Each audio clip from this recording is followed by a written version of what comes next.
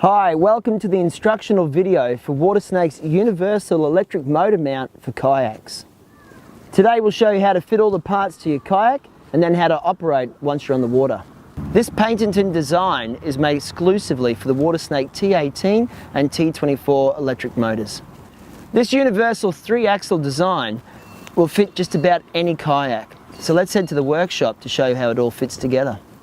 Today, with a few simple tools, we're going to show you how to remove this motor head so we can slide off this transom mount bracket and replace it with our kayak bracket. Once you've taken the motor out of the box, first thing to do is pull on this black toggle to release the handle. And next, remove the 4 screws at the base of the motor head. Raise the lid ever so slightly. You won't be able to take it all the way off because there's wires attached, which we'll remove in the next step. Looking at it from the other side, we need to disconnect the 3 wires that enter the motor head from the main shaft. For your own reference, make sure you take a photo of the wires before you start any of the work. As well as the photo, it's always a good idea to mark where the wires come from so you remember where to put them back. So with the blue wire going in here, I'll mark with 2 dashes to match the 2 dashes at the front of the motor. With the black wire going to the back, I'll make 1 dash to match with the 1 dash at the front of the motor. I won't worry about marking the bottom one because there'll only be 1 in that group missing. So with the blue wire, you may need to pinch down on the locking lever before you remove the clip. With the black wire, reach into the back, pull down firmly and remove the black wire. And then do the same with the red wire. If the bottom wire is too hard to get at, remove a few of the other wires, but just make sure you mark them to remember where each one goes. Loosen off the silver plates so the wires are free to slide underneath it when we remove the motor head. Again, take a quick photo of the silver brackets to make sure you know where the wires are going. The last step is to come back underneath the motor head and remove this bolt here. Just be careful of the retention nut on the other side. Once all those steps are done, you can now remove the motor head. Careful to pull those wires through. And then unlock, loosen and remove the transom mount bracket. So here are the 2 parts that we're sliding over the motor shaft. We have our jack body and we have our steer locker unit. Now take note that the wing nut is at the base of the collar, so keep that towards the bottom when sliding it onto the shaft. Feed the wires through the bottom ring of the jack body. Then feed your steer locker unit on. Take note to keep the extrusion towards the jack body. Then feed your wires through the top hole. This is how it should look once you've attached the jack body and the steer locker unit to the shaft. The next step is to reattach the motor head. So feed the wires back up through the base of the motor head and push the motor head down onto the motor head shaft. Make sure that the hole for the bolt lines up. You can see the shaped recess for the nut. Make sure to refer back to your photos to double check that these wires are coming back through the locking plate in the same place. And once everything's in position, make sure that all the screws are fully tightened up as well. Next step is to reattach all the wires, making sure to reference your photo and the markings you made earlier. This is a very important step to make sure that you don't damage the motor. Okay, there, all done. Just double check that all the wires with your markings are going back to the same spot. Once the wires are connected, pull down on this toggle and retract the handle back into its place to make sure that none of the wires get caught. Next step is to reattach the motor head cover and secure it in place with the 4 screws.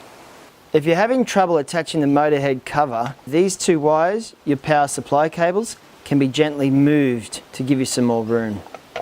Before moving on, check the handle retraction a few times to make sure that none of the wires are jamming.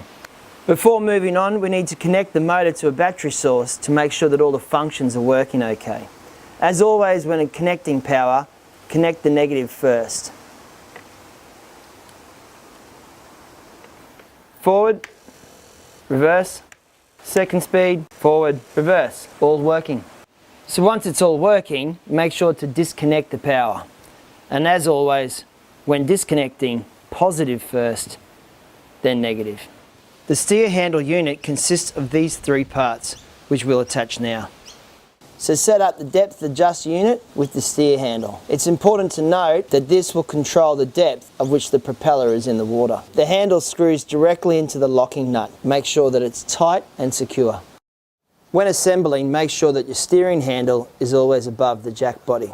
To adjust the depth, loosen off the handle, slide it down to the required depth and then tighten it firmly. Once you've figured out where you want the motor to go, it's time to mount your bracket. Here we found a nice smooth flat spot.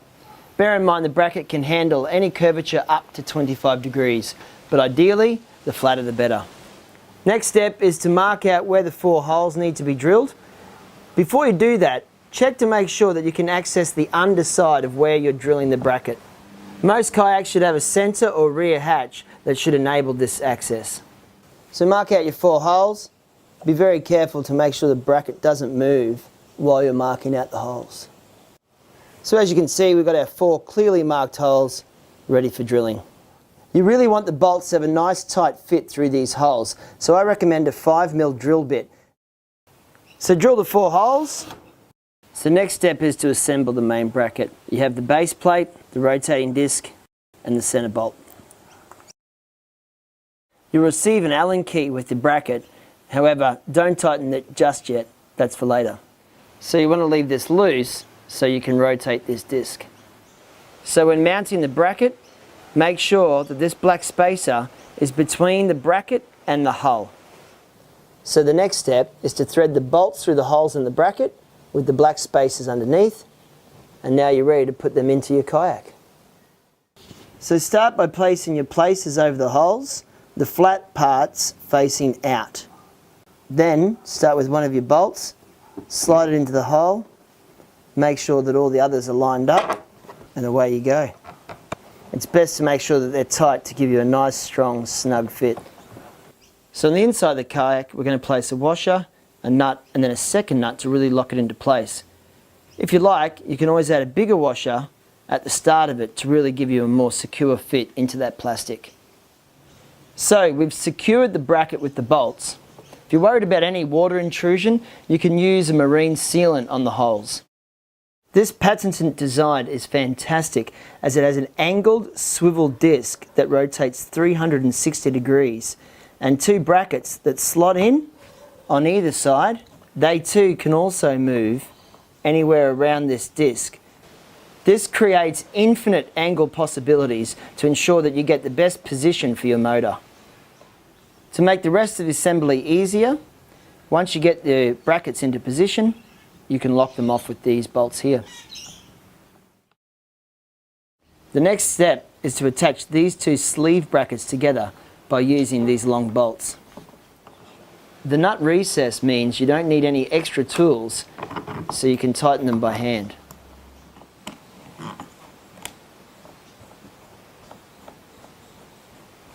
This patented 3-axle design allows this point here to pivot, the disc to pivot. The jack bar also rotates within this design. So in combination, the 3-axle universal design is suitable on most kayaks. So now the fine tuning begins with the position of the disc, the angle of the sleeve brackets and the rotation of the jack bar. What you're aiming to achieve is this setup to allow your motor shaft to be as perpendicular to the water surface as possible. Another great feature is that once you're happy with the setup, you can loosen off these bars here, slide your jack bar out, so your bracket is left in perfect position for when you get to the water. Now that you've got your kayak on the water, it's time to make those final adjustments to make sure that your jack bar is horizontal to the water and that your motor shaft is perpendicular to the water. This motor position is crucial to make sure that the propeller is in the best position relative to your hull to allow for better steering and better drive through the motor. One adjustment you should make sure to do is to get your motor shaft as close to the kayak as possible to give you better steering and performance. To adjust the depth, loosen off the handle, slide the collar up, tighten it off, then reach down here and lower it in.